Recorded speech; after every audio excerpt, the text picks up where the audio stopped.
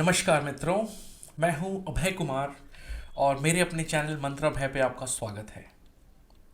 बहुत समय से ये मेरी दिली इच्छा थी कि मैं इस प्रकार का कंटेंट आप सबके लिए बनाऊं और आज मैं ये शुरू करने जा रहा हूं। मुझे बहुत प्रसन्नता हो रही है।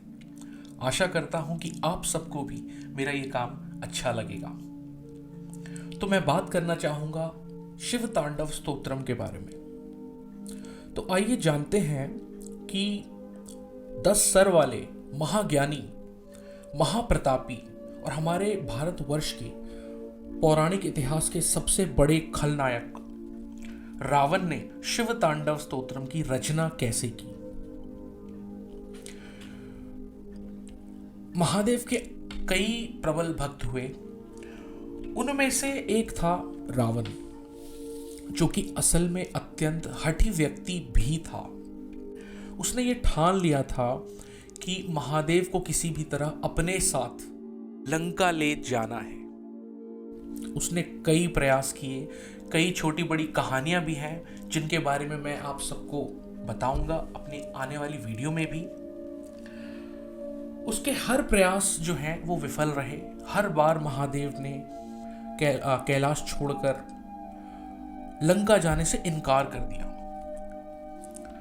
फिर उसने सोचा कि अगर महादेव कैलाश पर्वत नहीं छोड़ना चाहते हैं तो क्यों ना मैं कैलाश पर्वत को ही लंका में स्थापित कर दूं।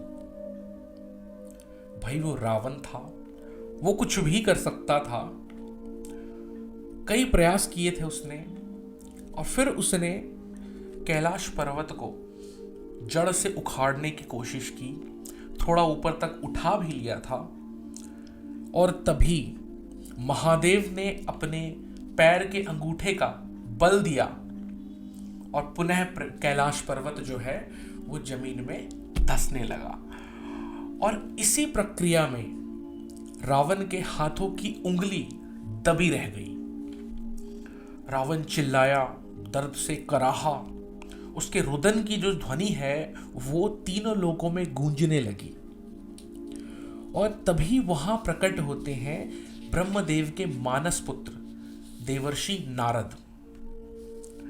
उन्होंने रावण को ये सलाह दी कि महादेव को कला अति प्रिय है, तो क्यों ना तुम किसी ऐसी स्तुति का गायन करो जिससे महादेव प्रसन्न हो जाए और तुम्हें इस पीड़ा से मुक्त कर दे।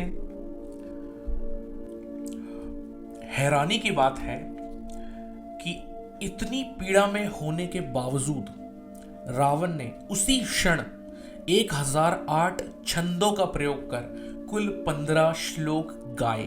उसी क्षण, जिसे आगे चल के शिव तांडव स्तोत्रम की संज्ञा दी गई। तो मैं अपनी हर वीडियो में आपसे एक एक श्लोक शेयर करूंगा। श्लोक, उसका अनुवाद हिंदी व अंग्रेजी दोनों में, और उसका सरल भावार्थ भी बताने का प्रयास करूंगा। तो आइए शुरू करते हैं शिव तांडव स्तोत्रम का पहला श्लोक।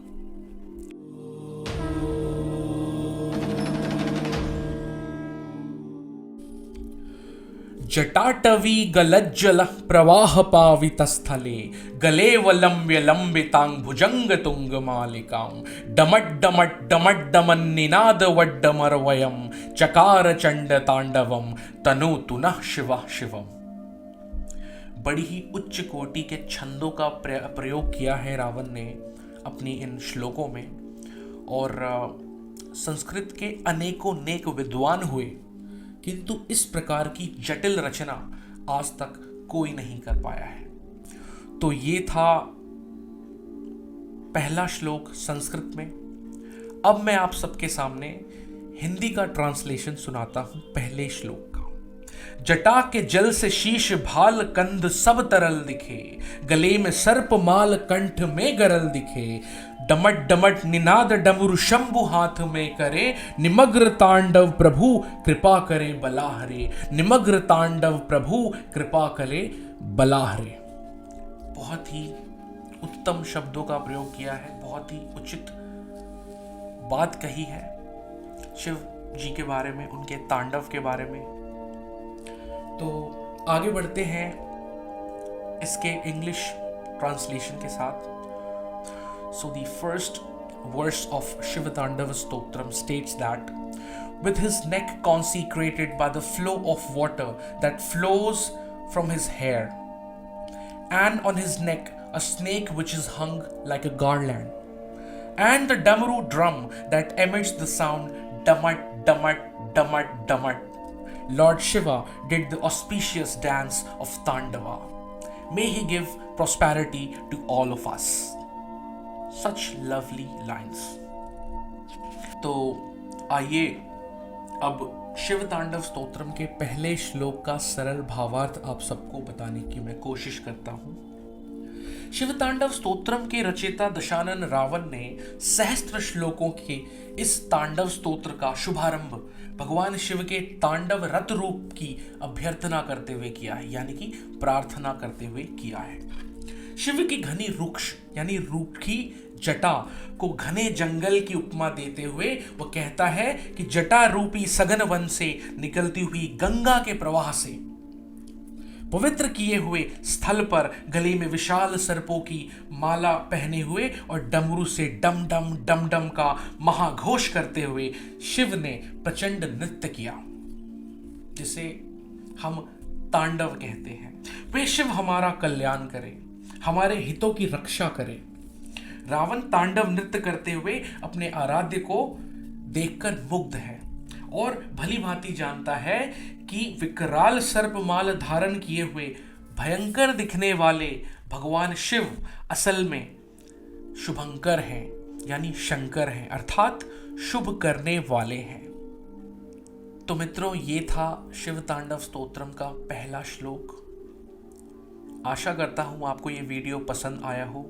कृपया लाइक करें, शेयर करें, सब्सक्राइब करें और बहुत जल्द मिलते हैं कुछ छोटी बड़ी कहानियों के साथ अगले एपिसोड में शिव तांडव स्तोत्रम के दूसरे श्लोक के साथ। हर हर महादेव।